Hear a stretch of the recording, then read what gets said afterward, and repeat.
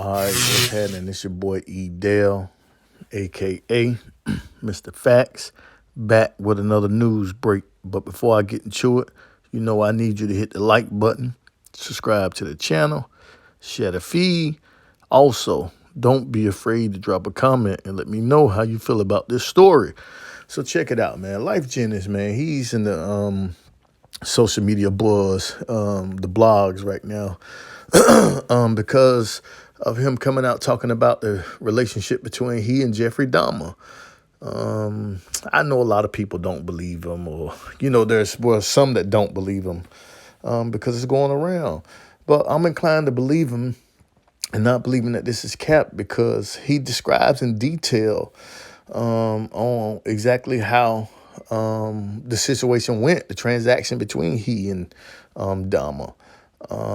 By taking them cigarettes. And then Jeffrey Dahmer, allegedly asked, him to perform a song and sing a song for him. It is kind of crazy because it's a weird time. And then you know how people are in social media, wanting their attention. And, so I just don't think that this is cap. By my man Lyfe Jennings, because I don't see him a bunch, running capping and doing a bunch of, crazy foolishness. But yeah, tell me how y'all feel about that, man. Him saying, I'm gonna play a clip of this video for y'all, and then y'all tell me how y'all feel about it. Lyfe Jennings, man, was Selly's, wasn't Selly's, but was down on lockdown with Dahmer. He was a custodian worker, for the prisons. He would go and clean up, out. They would let him out the cell. And he admits he was a young guy at the time. And, but y'all just take a listen, man, and tell me what y'all think, man. And look, don't forget, man, to drop a comment, man. Hit the like button, man, and share the feed, man. It's your boy E. Dale, a.k.a. Mr. Facts, back with another news break. Lyfe Jennings right here, man. Just, I told y'all I was going to come on here and tell y'all my little Jeffrey Dahmer story. Like, I know the little homie, man. I wasn't his friend or nothing like that. A lot of people going to say it's cap, but it's easy to check. I was locked up in 92. He had to get extra from Milwaukee for, the little body that he had in Ohio. And so, I didn't even really know who the cat was because, I was locked up. I didn't really, I didn't have no radios, no TVs or nothing like that.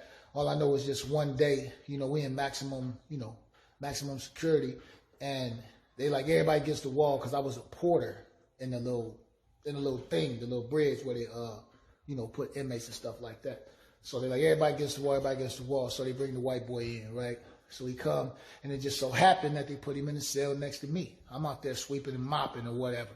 So anyway, he was only there just for, a short period of time, whatever. I don't even really remember how long. But, the first, day and a half, 2 days, you ain't really hear nothing from the cat. But, in a couple of days, he was banging on the doors because, we locked down so much down there. Like, you got to have some fun. So the cat just kind of released his he'll get his little shit off, by yelling, beating on doors or whatever.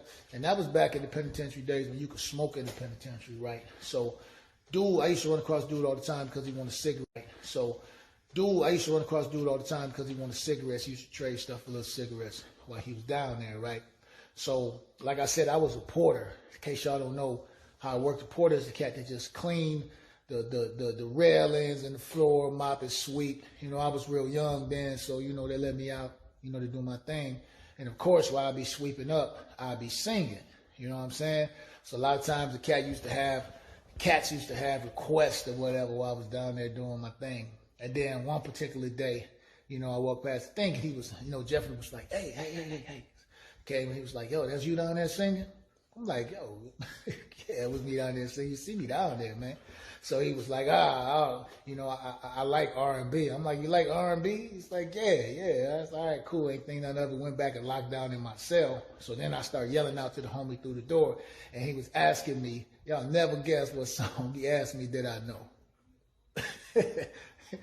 Men Conditions, Breaking My Heart, Pretty Brown Eyes, man. He asked did I know that record.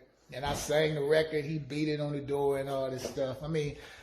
I ain't, saying like the homie is a celebrity or nothing. I'm just telling you my experience, man. So that's what it is. So then, like the very next day, it's probably the craziest thing that, you know what? I ain't gonna even tell the story right now. I'm gonna do another.